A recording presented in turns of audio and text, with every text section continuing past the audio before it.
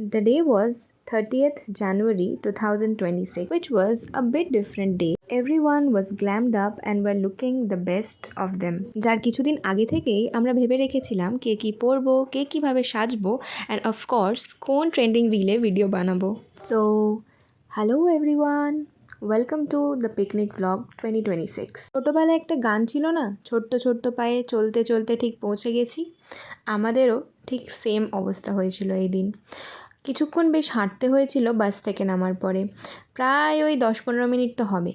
তো তারপরে আমরা এই লোকেশনে ঢুকতে ঢুকতে পেছন দিক দিয়ে অনেক ব্যাকগ্রাউন্ড কমেন্টস করছিলাম, যেটা হয়তো তোমাদেরকে ভিডিওতে দেখালে তোমরা আমাদেরকে স্ট্যান্ড আপ কমেডিয়ান হিসাবে নমিনেট করে দিতে পারো। Just kid. তো এতক্ষণ হাঁটার পরে যখন আমরা ফার্স্ট এই লোকেশনে ঢুকছিলাম, আমাদের মনে হচ্ছিল কেন ভাই, কেন আমাদের সাথে এই অত্যাচারটা করা হচ্ছে। যেই কথাটা ফার্স্ট দিন নার্সিংয়ে ঢোকার পরেই আমার মনে হয়েছিল। যাই হোক, সেসব কাটিয়ে তো আজ 4th সেমিস্টারে উঠেই গিয়েছি, তো এই জায়গাটার সাথেও সেমভাবে আস্তে আস্তে আমরা মানিয়ে নিয়েছিলাম। হ্যাঁ, এতটাই মানিয়ে নিয়েছিলাম যে দোলনাটাকেও আমরা টর্চার করতে ছাড়িনি। তারপর আর কি, ব্যাগে রাখা বিস্কিটটা বার করলাম আর খাওয়া স্টার্ট করলাম। তার কিছুক্ষণ পরেই চলে এলো আমাদের ব্রেকফাস্ট দিতে একটু লেট হয়েছিল, বাট টেস্ট ওয়াজ গুড।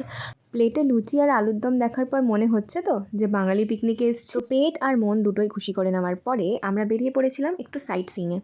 বেশি কিছু না, ওই আর কি ছবি টবি তোলার জন্য। তো প্রথমে ঢুকে জায়গাটাকে যতটা খারাপ বলে জাজ করেছিলাম অতটাও খারাপ ছিল না, মানে ছবিটা ভালোই উঠছিল আর কি। বোটিংয়ের অপশানও ছিল, বাট আমি প্রেফার করেছিলাম বসে বসে আইসক্রিম খাওয়া। তারপরেই লাঞ্চের টাইমে সার্ভ হয়ে গেল পকোড়া। হ্যাঁ, ঠিকই শুনেছো, লাঞ্চের টাইমেই হয়েছিল 4 পকোড়া সার্ভ করা। ভেজ অপশানসও ছিল, বাট আমি চিকেন পকোড়াই চুজ। আর হ্যাঁ, আইসক্রিমটা মেনুতে ছিল না, সরকারি কলেজে বাবু ভাইয়া। এবার পালা ছিল আসল লাঞ্চের। আর লাঞ্চে কি ছিল? অবভিয়াসলি বিরিয়ানি। আর কি এক্সপেক্ট করছিলে? 5 কোর্স মিল, চাটনি পাঁপড় মিষ্টি ছিল, যেটার ভিডিও আর আমার করা হয়নি। ভিডিওটা ছিল এত দূর। তোমাদের কেমন লাগলো আমার কলেজের পিকনিক ব্লগ অবশ্যই কমেন্টে জানিও। হাতটা ফাঁকা ফাঁকা লাগছিল তো, তাই আগের দিন একটু মেহেন্দি করেছিলাম। এই দিনটা আমি আমার ডিজিটাল ডায়েরিতে নোট করে রাখলাম, কারণ এই একটা দিন আমরা সবাই ওই প্রফেশনালিজম ভুলে এক নিজেদের ইনার চাইল্ডকে বাইরে আসতে দিয়েছিলাম। Thanks for being a part, and ভালো লাগলে প্লিজ ডু কমেন্ট।